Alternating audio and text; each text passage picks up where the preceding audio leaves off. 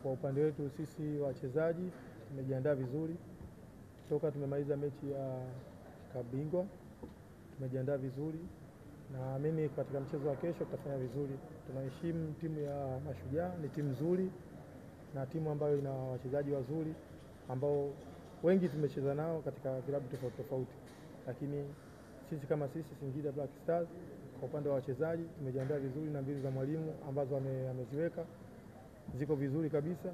Natumaini kesho tutaenda kufanya kazi iliyokuwa nzuri.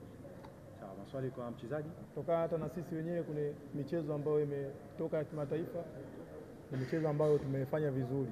Kwa na sisi tuna morali iliyokuwa juu, kama wao hawajapoteza na sisi hatujapoteza. Mchezo wa kwanza tumefanikiwa, tumepata matokeo.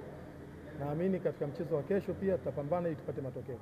Tunasema kwamba timu yao ni nzuri, timu ambayo ina wachezaji wazuri wanapambana, lakini pia na sisi tuko vizuri kwa sababu tumetoka katika michezo mikubwa ambayo tulikuwa tumetumia nguvu kubwa, na pia katika mchezo wa kesho pia na sisi tutatumia nguvu kubwa ili mradi na sisi tupate matokeo ili tuweze kupata point. Jukumu ambalo liliokuwa mbele yetu.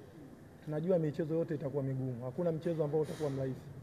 Kama awali nilivyosema kwamba tumetoka kucheza michezo migumu, lazima tupambane katika mchezo wote mgumu uko mwepesi, lakini lazima tupambane ili tupate alama 3 ili tusonge mbele katika malengo yetu tuliyojiwekea.